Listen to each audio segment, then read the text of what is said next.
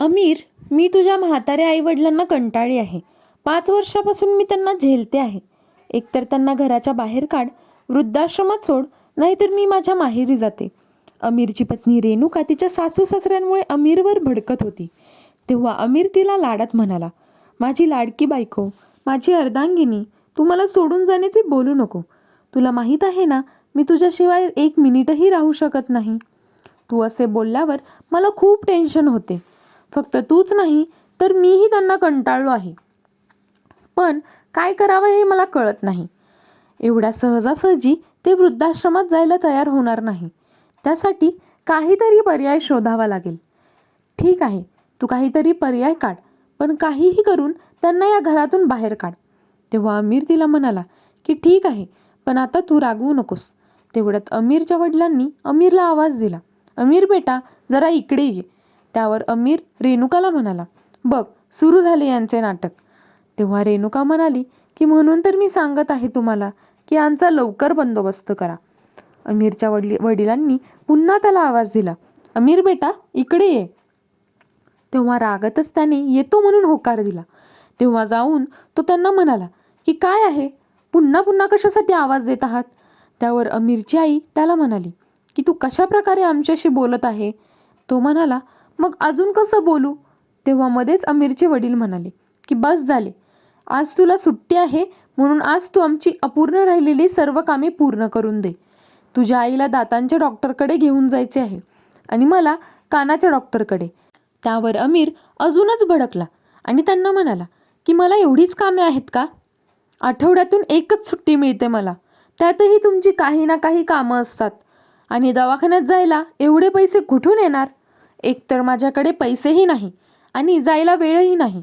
त्यावर अमीरचे वडील त्याला म्हणाले की तुला असे वाटत नाही का की तू जास्तच भडकत आहेस. अजून आम्ही सक्षम आहोत. आम्हाला ना तुझ्या पैशाची गरज आहे ना तुझी. त्याचे हे बोलणे ऐकून तो रागातच तिथून निघून गेला. अमीरचे आई वडील त्याचा खर्च त्यांनी बँकेत ठेवलेले सेव्हिंगमधून ते पूर्ण करत असत. अमीरचे वडील त्यांच्या आईला म्हणाले की चल तयार हो, मी तुला घेऊन जातो हॉस्पिटलला. तेव्हा अमीरची आई म्हणाली की ठीक आहे, मी 2 मिनिटात तयारी करून येते. आणि दोघेही डॉक्टरकडे जायला निघाले. ते गेल्यावर लगेचच रेणुका पुन्हा अमीरच्या मागे कटकट करू लागली. ती म्हणाली, हे आपल्याला सुखाने जगू देणार नाहीत, म्हणून तुम्ही लवकरात लवकर काहीतरी पर्याय शोधा. हो रेणुका, लवकरात लवकर काहीतरी करावेच लागेल. तू जा आणि माझ्यासाठी कॉफी बनवून आण. रेणुका कॉफी बनवण्यासाठी किचनमध्ये गेली आणि अमीर विचार करू लागला की आपल्या आईवडिलांना कसे दूर करायचे. खूप विचार केल्यानंतर जेव्हा रेणुका कॉफी घेऊन परत आली तेव्हा तो रेणुकालाच म्हणाला की तूच काहीतरी उपाय सांग. तेव्हा ती म्हणाली की त्यांना झोपेच्या गोळ्या देऊन मारून टाकू. त्यावर अमीर म्हणाला की नको नको, असे काही करायचं नाही, नाहीतर आयुष्यभर आपल्याला जेलमध्ये राहावे लागेल आणि शेवटी ते माझे आई वडील आहेत. मी असं कसं करू शकतो. रेणुकाने तोंड वाकडे केले व अमीरला म्हणाली की तूच काहीतरी उपाय काढ. तेवढ्यातच त्याचे आई वडील दवाखान्यातून परत आले आणि आपल्या रूममध्ये जाऊन गप्पा करू लागले.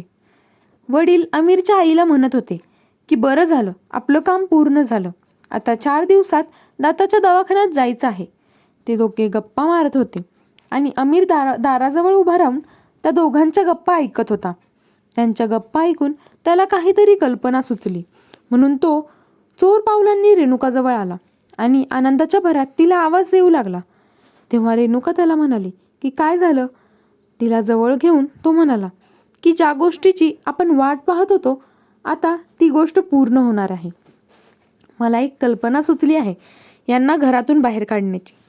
हे ऐकून तिलाही खूप आनंद झाला व ती अमीरला विचारू लागली की मलाही सांग, तुला काय कल्पना सुचली आहे ते. तेव्हा अमीर तिच्या कानात काहीतरी कुजबुजू करू लागला. दोघेही हसू लागले आणि हातात हात मिळून म्हणाले की आता आपण दोघेही आपापल्या कामाला लागू. रेणुकाने तिच्या सासू सासऱ्यांना दूध प्यायला दिले. तेव्हा दोघंही तिच्याकडे आश्चर्याने पाहू लागले, कारण आजपर्यंत रेणुकाने त्यांना दूध काय तर 1 ग्लास पाणीही दिले नव्हते. तिने सांगितल्यामुळे ते दूध पिऊ लागले. ती दूध संपण्याची वाट पाहू लागली. दूध पिऊन झाल्यावर हातातून ग्लास घेऊन ती तिच्या सासूंच्या पायाची मालिश करू लागली. तेवढ्यात अमीर सुद्धा तिथे आला आणि त्यांच्या वडिलांच्या पायाची मालिश करू लागला. त्यांचे वडील त्या दोघांकडे आश्चर्याने पाहू लागले. त्यांना कळतच नव्हते की हे काय चालले आहे. थोड्याच वेळात रेणुका आणि अमीर त्यांना झोपून आपल्या बेडरूममध्ये गेले आणि बोलू लागले, मला हे सहन होत नाही. त्यावर अमीर म्हणाला की 2-3 दिवसाचीच गोष्ट आहे, त्यानंतर आपल्याला आयुष्यात खूप सुखच सुख आहे. दुसऱ्या दिवशी ऑफिसमधून परत येताना अमीर त्याच्या आईवडिलांसाठी कपडे घेऊन आला आणि सरळ त्यांच्या रूममध्ये गेला आणि त्यांना कपडे दाखवू लागला. ते पाहून त्या दोघांना खूप आनंद झाला. अमीर बाहेर आल्यावर बायकोला म्हणू लागला, सुख मिळवण्यासाठी थोडं दुःखही पाहावे लागतं. त्यानंतर रेणुकाने खीर बनवली, कारण तिच्या सासू सासऱ्यांना खीर खूप आवडत होती. तिची सासू तिला म्हणाली की तुला कसं माहीत की आम्हाला खीर खाण्याची इच्छा झाली आहे. तेव्हा ती म्हणाली की काय आई, जर आई वडील आपल्या मुलांच्या मनातील इच्छा समजू शकतात व त्या पूर्णही करू शकतात, तर मुलंही आपल्या आई वडिलांची इच्छा ओळखून त्या पूर्ण करू शकत नाहीत का? मला असे जाणवलं की आज तुम्हाला खीर खाण्याची इच्छा झाली आहे, म्हणूनच मी तुमच्यासाठी खीर बनवली आहे. हे ऐकून ते दोघे खूप खुश झाले व देवाला प्रार्थना करू लागले. बरं झालं की देवाने यांना सद्बुद्धी दिली. अमीर हा सुमन आणि विनय यांचा एकुलता एक मुलगा होता. विनयचा प्रायव्हेट जॉब होता, पण त्याच्या सर्व गरजा पूर्ण होत होत्या. सुमन एक समजदार गृहिणी होती. कमी खर्चातही ती आपले घर चालवत होती. 1-1 रुपया जमा करून त्यांनी एक जमीन खरेदी केली होती. त्यावर त्यांनी सुंदर असं घर बांधलं होतं. अमीर खूप लहान होता. विनयचा पगार कमी होता, तरीही अमीरच्या शिक्षणात त्यांनी कुठलीही कसर सोडली नाही. त्याला चांगल्या स्कूलमध्ये आणि त्यानंतर चांगल्या कॉलेजमध्ये त्यांनी शिकवलं. त्यानंतर अमीरला सरकारी नोकरी मिळाली व मुलगी शोधून त्यांनी अमीरचं लग्न लावून दिले. जेव्हा त्यांनी अमीरचे लग्न रेणुकासोबत करण्याचे ठरवले, तेव्हा त्यांना जराही कल्पना नव्हती की ती स्वभावाने एवढी निर्दयी आहे. ती प्रत्येक गोष्टीत त्यांना टोमणे मारायची. त्यांनी सांगितलेल्या कामाकडे दुर्लक्ष करायची. ती तिला थोडंही बोलले तरी ती पूर्ण घर डोक्यावर घ्यायची. विनयचा स्वभाव थोडा रागीट होता, पण सुमनचा स्वभाव मात्र खूप शांत होता. जेव्हाही विनयला रेणुकाचा राग यायचा, तेव्हा सुमन त्याचा राग शांत करायची. लग्नाआधी अमीर आपल्या आईवडिलांचे ऐकत होता, पण आता रेणुकाने त्याला आपल्या मुठीत धरून ठेवलं होतं. तिचे ऐकून अमीरही त्याच्यावर भडकू लागला होता. तो लाचखोर होता. तो लोकांकडून लाच घ्यायचा. कुणाच्याही घरात इलेक्ट्रिक उपकरणे पाहिली की तो आपल्या पदाचा धाक दाखवून लोकांकडून लाच वसूल करून घ्यायचा. त्यावर त्याचे आईवडील त्याला नेहमी बोलायचे. ते त्याला नेहमी समजावून सांगायचे की लाच घेणे पाप असते. भलेही आपल्याला कमी पैसे मिळाले तरी चालतील, पण लाच घेऊ नये. पण अमीर त्यांच्या गोष्टींचा विरोध करत असे. एके दिवशी तो त्यांना रागातच म्हणाला की तुम्हा लोकांकडून माझा आनंद बघवत नाही. मी माझ्या पत्नीसोबत सुखाने राहावे असे तुम्हाला वाटत नाही का? पुन्हा पुन्हा तुम्ही एकच गोष्ट का बोलत असतात? तुम्हाला काय प्रॉब्लेम आहे? माझं आयुष्य आहे, मी काहीही करेन.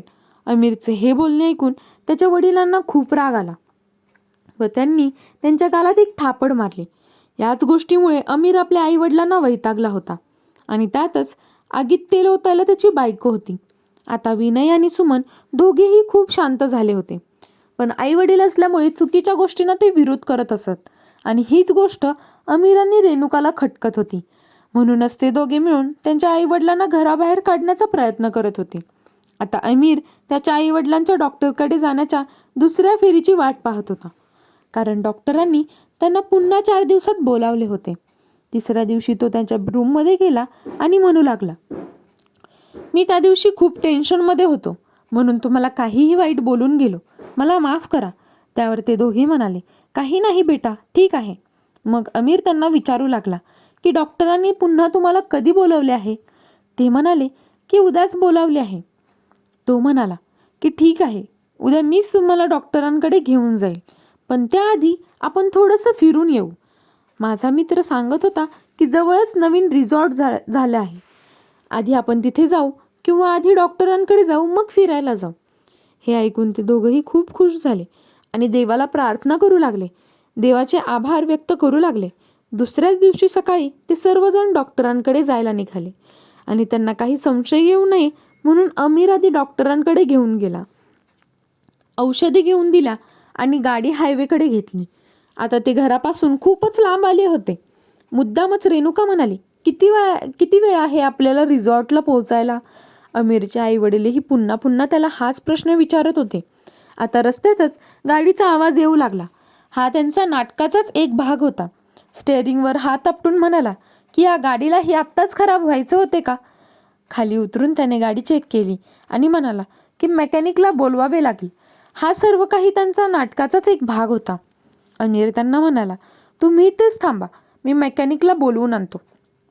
तेव्हा अमीरची आई त्याला म्हणाली की बेटा सांभाळून जा, हा रस्ता मला खराब वाटत आहे. हो आई, असे म्हणून तो थोडा जवळपास गेला आणि पुन्हा फिरून आला आणि म्हणाला की इथे दूर दूरपर्यंत काहीच दिसत नाही. त्यावर रेणुका त्याला म्हणाली की आता काय होणार, रात्र झाली आहे.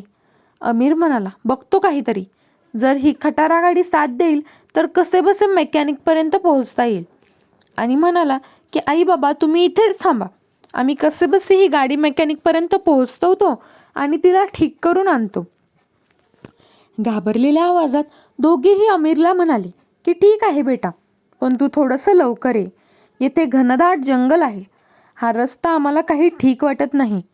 तेव्हा अमीर म्हणाला की हो ठीक आहे, मी लवकरच येण्याचा प्रयत्न करतो.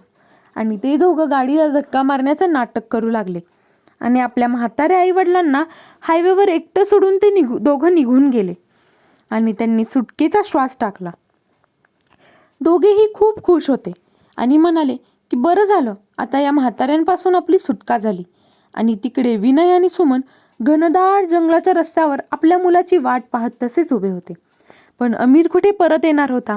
घनदाट जंगल, त्यात अंधार होता आणि आता त्यांना भूकही लागली होती, पण ते काहीही करू शकत नव्हते. त्या दोघांनी एका दगडावर बसून घेतले.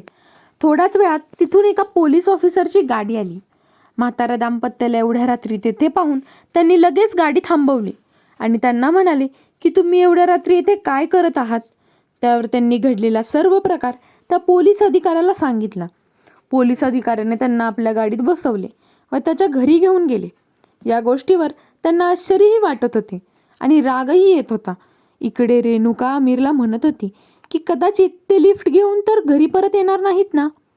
त्यावर अमीर म्हणाला की नाही, हे शक्य नाही, कारण ते जंगल एवढे घनदाट आहे की एकतर त्यांना जंगली प्राणी खातील, नाहीतर चोर दरोडेखोर त्यांना मारून टाकतील, नाहीतर भुकेनेच ते आपला जीव सोडतील. आणि इकडे विनय आणि सुमनची रडून रडून वाईट अवस्था झाली होती. त्यांना विश्वासच होत नव्हता की आपला मुलगा आपल्यासोबत असे काहीतरी करू शकतो. त्या पोलीस अधिकाऱ्याने त्यांना शांत केले आणि त्यांना जेवायला दिले व त्यांना आपली ओळख करून दिली. ते त्यांना म्हणाले की तुम्ही काहीही काळजी करू नका, तुम्ही येथे निवांत राहा. अशा नालायक मुलासोबत राहण्यापेक्षा तुम्ही येथे माझ्यासोबत राहा. अशा सून आणि अशा मुलाचा काही भरवसा नाही. त्या दोघांची रडून रडून वाईट अवस्था झाली होती. त्यातच विनयने स्वतःला सावरत सुमनलाही सावरले आणि पोलीस अधिकाऱ्याला म्हणाले, अमीर आमचा एकुलता एक मुलगा आहे आणि त्याला आम्ही कुठल्याही प्रकारची कमी पडू दिली नाही. त्याच्या सर्व इच्छा आम्ही पूर्ण केल्या. लहानपणी त्याला जर साधा सर्दी खोकला व्हायचा तरी त्याची आई रात्रभर त्याच्यासाठी जागत होती. तरीही आमच्या प्रेमात अशी कोणती कमी राहिली की त्याने आमच्यासोबत एवढे वाईट कृत्य केले? पुढे त्याचे वडील म्हणाले की बेटा, मी पण एक सुशिक्षित नागरिक आहे, त्याला तर मी चांगलीच अद्दल घडवणार, कारण अशा गोष्टी जर समाजात नेहमी चालू राहिल्या तर समाजातून नैतिकता दूर होईल. तेव्हा ते पोलीस अधिकारीही म्हणाले की दंड तर मीही त्यांना देऊ शकतो, त्यांना पकडून तुरुंगात टाकू शकतो, पण ते तुमचे दोषी आहेत. आता तुम्हीच ठरवा की त्यांना काय शिक्षा केली पाहिजे. तेव्हा विनय आणि सुमन दोघेही म्हणाले की सगळ्यात आधी आम्हाला आमचं घर परत पाहिजे, ज्या घरातून त्यांनी आम्हाला बाहेर काढले. ते घर आम्ही आमच्या मेहनतीने घेतले आहे, त्यावर त्याचा काहीही अधिकार नाही.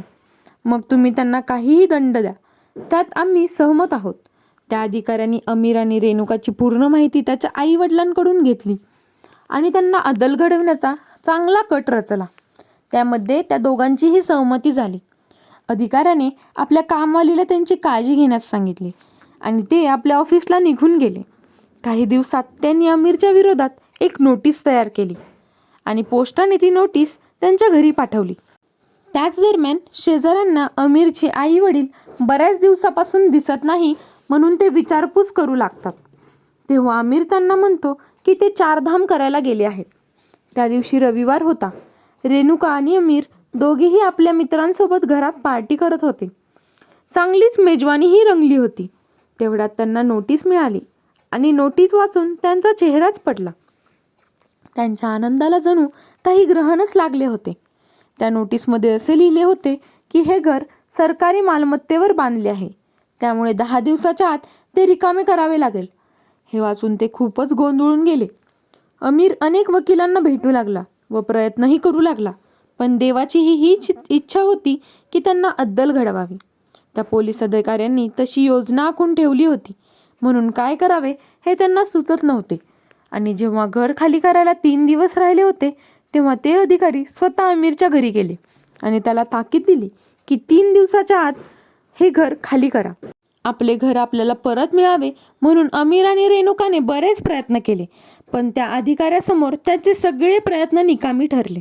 शेवटी त्यांना 3 दिवसाच्या आत आपले घर रिकामे करून भाड्याच्या घरात राहायला जावे लागले. घर रिकामे झाल्यानंतर अधिकारी विनय आणि सुमनला त्यांच्या घरात आदराने सोडून आले आणि तिकडे स्वतःचे घर गेल्यामुळे अमीर आणि रेणुका खूप दुःखी होते. आता त्यांच्यात भांडणंही होऊ लागले होते. रेणुका अमीरला म्हणाली की मी या घरात राहू शकत नाही.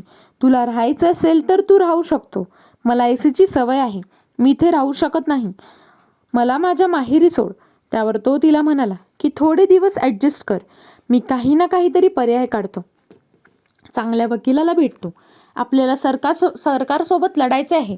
त्यासाठी चांगला वकील आणि चांगले पैसेही लागतील. रेणुका त्याला म्हणाली की तू काहीही कर. तुझ्याकडे 1 महिना आहे. लाच घेऊन कमावलेला पैसा आता नाही तर केव्हा कामात येणार आहे?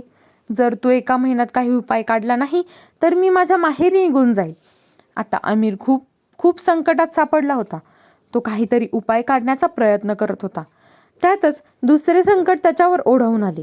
अमीर ऑफिसमध्ये विचार करत होता, तेवढ्यातच एक ऑफिसर आला व त्याने त्याच्या हातात सस्पेन्शन लेटर ठेवले.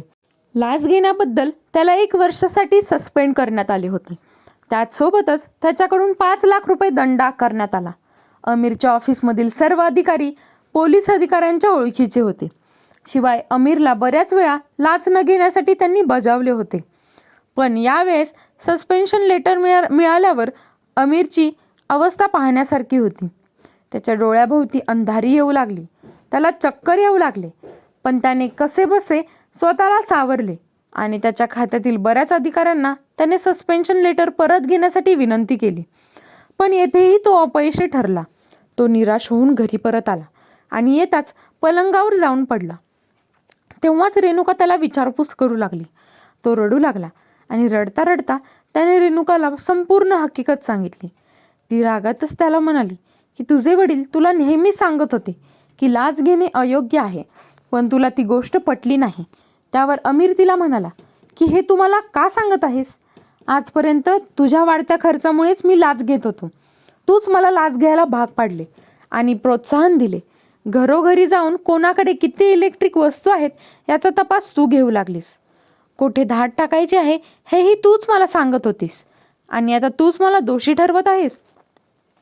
आणि तुला आता माझ्या आईवडिलांची आठवण काय येत आहे? तूच त्यांना मारण्याचा कट रचला होता ना? बोलता बोलता त्यांचे भांडण खूपच वाढले. लाच घेऊन मिळालेल्या पैशात त्यांनी फक्त मौज मजा केली होती. पैशांची बचत करणे त्यांना जमलेच नाही. आता हळूहळू सगळे पैसेही संपत होते. त्यातच पुन्हा एक संकट त्यांच्यावर आले. घरमालकांनी त्यांचे घर भाडे वाढवण्याची मागणी केली. जेव्हा अमीरने नकार दिला तेव्हा घरमालक त्यांना म्हणाले की ठीक आहे, जर तुम्ही पैसे वाढवून देऊ शकत नाही तर माझे घर मला रिकामे करून द्या. दुसरे भाडेकरी त्यापेक्षाही जास्त पैसे द्यायला तयार आहे. आता ते आपला संसार घेऊन रस्त्यावर आले होते, कारण लाच घेऊन त्यांनी लोकांना खूपच हैराण केले होते. त्यामुळे त्यांची मदत करण्यास कोणीही पुढे आले नाही. ते दोघेही आपला संसार घेऊन रस्त्यावर बसले होते आणि तो फोन करून करून सगळ्यांना घराबद्दल विचारत होता. कोणीही होकार दिला नाही. बाहेर खूप ऊनही होते आणि त्यांना आता तीव्र भूकही लागली होती. दोघेही रडू लागले आणि विचार करू लागले की आपण कोठून कोठे पोहोचलो. तेव्हा अमीर रेणुकाला म्हणाला की आपल्या या परिस्थितीचे आपण स्वतः जबाबदार आहोत. ज्या प्रकारे मी माझ्या आईवडिलांना घराबाहेर काढले, आज तीच परिस्थिती आपली झाली आहे. रडता रडता रेणुकाही म्हणाली की बरोबर आहे, आपल्याला आपल्या कर्माचे फळ मिळाले आहे. डोक्याला हात लावून ती म्हणू लागली की मी माझ्या आईवडिलांसारख्या सासू सासऱ्यांना खूप त्रास दिला आहे आणि या वयात त्यांना आपण रस्त्यावर सोडून दिले. तेव्हा आमिर म्हणाला, तू तर सून होती ग, पण मी तर त्यांचा सख्खा मुलगा होतो. त्यांनी मला खूप कष्टाने व लाडाने वाढवले होते. एवढे बोलून तो ढसाढसा रडू लागला. आता ते कोठे असतील असं तो म्हणू लागला. त्यावर रेणुका म्हणू लागली की चला आपण त्यांना शोधूया. तेवढ्यात ते पोलीस अधिकारी त्यांच्या जवळ आले आणि आमिरने त्यांना पटकन ओळखले. ते त्यांना म्हणू लागले की तुम्ही येथे काय करत आहात. तेव्हा त्यांनी आपली मान खाली घातली आणि ते अधिकारी त्यांना म्हणाले, चला उठा आणि माझ्यासोबत या. ते त्यांना आपल्या गाडीत बसून त्यांच्याच घरी घेऊन आले. ते घर पाहून ते आश्चर्यचकित झाले आणि त्या अधिकाऱ्याला म्हणाले की तुम्ही तर आम्हाला आमच्या जुन्या घरी परत आणले आहेत. जेव्हा त्यांनी त्या घरात विनय आणि सुमनला बघितले तेव्हा त्यांच्या पायाखालची जमीन मात्र सरकून गेली होती. दोघांनाही आश्चर्याचा धक्काच बसला आणि त्यांचा चेहरा पाहून त्या दोघांना दुःख आणि आनंद आणि त्यांनी केलेल्या कृत्याबद्दल लाजही वाटत होती. दोघेही त्यांच्या पाया पडून माफी मागू लागले आणि रडू लागले.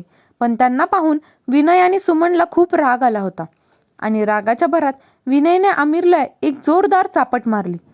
तेव्हा तो आपला दुसरा गालही पुढे करतो आणि त्याच्या वडिलांना म्हणतो की मी केलेल्या कृत्याबद्दल तुम्ही मला कितीही मोठी शिक्षा दिली तरी ती कमीच आहे. विनय आणि सुमनच्या डोळ्यातही पाणी येऊ लागले होते. तेव्हा रेणुका त्यांना म्हणाली की आम्ही केलेल्या अपराधाचे आम्हाला फळ मिळाले आहे. आता आम्हाला आई वडिलांचे महत्त्व समजले आहे की ते कशा प्रकारे मेहनत करून आपले घर उभे करतात. आम्हाला माफ करा.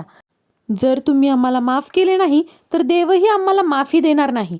तेव्हा ते अधिकारी आई वडिलांना म्हणाले की त्यांना माफ करा. माफी मागून आमिर आणि रेणुका घराबाहेर जायला निघतात. तेव्हा आमिरचे आई वडील त्यांना परत बोलवतात व त्यांना म्हणतात की तुम्ही जे केले आहे त्याची शिक्षा तुम्हाला मिळाली आहे. माफी देणारा तर तो देव आहे.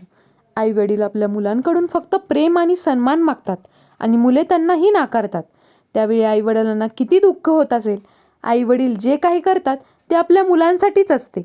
तुम्हाला तुमच्या केलेल्या चुकाविषयी पश्चाताप झाला हेच आमच्यासाठी खूप आहे. आता ते दोघेही खूप आनंदाने राहू लागले. त्यातच घरात एक गोड बातमी आली. रेणुकाला दिवस गेले आणि 9 महिन्यानंतर तिने एका सुंदर मुलाला जन्म दिला. आता विनय आणि सुमन आजी आजोबा झाले. ते आपल्या नातवासोबत खूपच खुश होते. तर मित्र आणि मैत्रिणींनो, आपल्याला कथा कशी वाटली हे नक्की कळवा. लाईक आणि शेअर करायला विसरू नका आणि चॅनलवर नवीन असाल तर सबस्क्राईबही करा. आणि तुमचा मौल्यवान वेळ कथा ऐकण्यासाठी दिल्याबद्दल खूप खूप धन्यवाद. पुन्हा भेटू अशाच एका नवीन कथेसोबत.